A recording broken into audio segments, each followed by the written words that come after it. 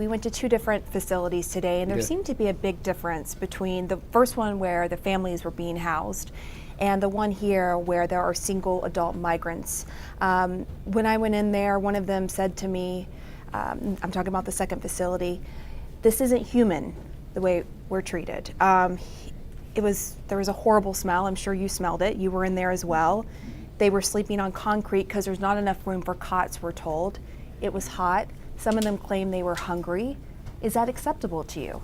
No, it's not. And it's the reason why we demanded that Congress provide $4.6 billion in additional support to Customs and Border Protection. Look, for the last 6 months, Democrats in Congress have been saying this is a manufactured crisis. But as you saw firsthand today, here at the McAllen station, where our cells are overflowing, and now that temporary facility that you just saw had to be established.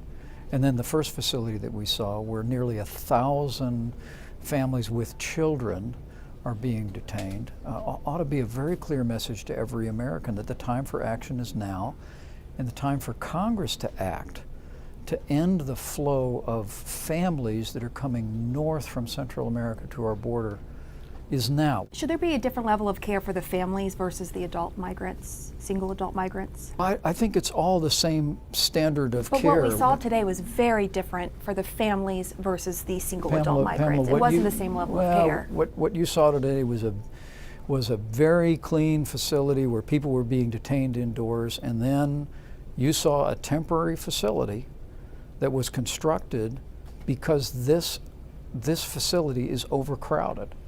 And we can't keep people in a cell beyond what the rules and regulations allow for. But everyone, even in that temporary facility, Pamela, is getting 3 meals a day, they're getting health care, they're getting hygiene, and the Customs and Border Protection is doing their level best in an overcrowded environment and a difficult environment to address this issue. But Congress has got to act to make it possible for us to reduce the numbers of people coming into our country illegally. And that's going to require us to change the loopholes, reform our asylum laws. And my hope is today. So let's talk about the first. I hope two things today, Pamela. I hope first and foremost that we've put to the lie this slander against Customs and Border Protection. I mean, people saying that families and children are being held in concentration camps is an outrage.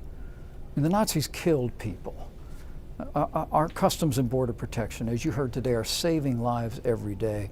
And you saw the profound, compassionate care for those families and children in the detention facility today. But the other thing is, I hope we also move past this rhetoric about a manufactured crisis.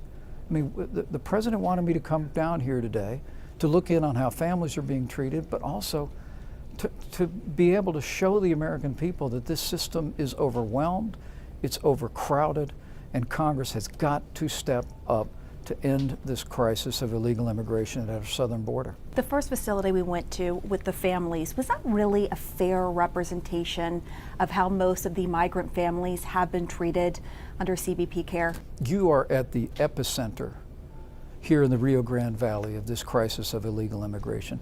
60% of those that are being detained coming across our southern border are coming through this sector. And so I think what we saw today was a very fair representation of how families are being treated. And look, but there's several different facilities, and this was one of them. I understand Americans was just are troubled, built and made to handle the overcrowding. Yeah. Americans are troubled by what they've read in the newspapers about families not being cared for. All you have to do is look at pictures like this. I mean, when you look at that, what do you see? Well, I can't account for that. What I can account for is the facility that you saw. How do you not account for this? It's a facility that you saw today represents the level and the standard of care that we are working to bring to all those caught up in this crisis.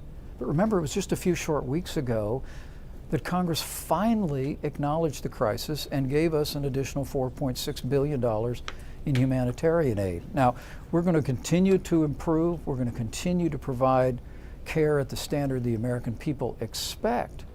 But Pamela, remember, for the last 6 months, Democrats in Congress said it was a manufactured crisis. And it was all we could do to finally get the Democrats in Congress to agree to give us additional funding to deal with this crisis. And so we'll continue to provide the level of care the American people expect, and we'll do it with compassion and with the generosity. But ultimately, we have got to demand that Congress take the next step, reform these asylum laws, close the loopholes, and end this unprecedented migration.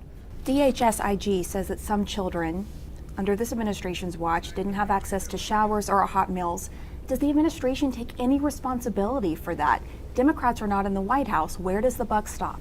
Yeah, we read those reports, and I know that they're being Government's report. They're being thoroughly investigated. I know there were also lawyers who were here who presented what ultimately became unsubstantiated allegations. But make no mistake about it, any allegation of people not receiving the standard of care that the American people anticipate is thoroughly investigated. The recent allegations of abuse are being thoroughly investigated. But what you saw today, I hope, is an encouragement to millions of Americans that even before Congress funded a temporary facility, we built that temporary facility to house families who are caught up in this crisis of illegal immigration.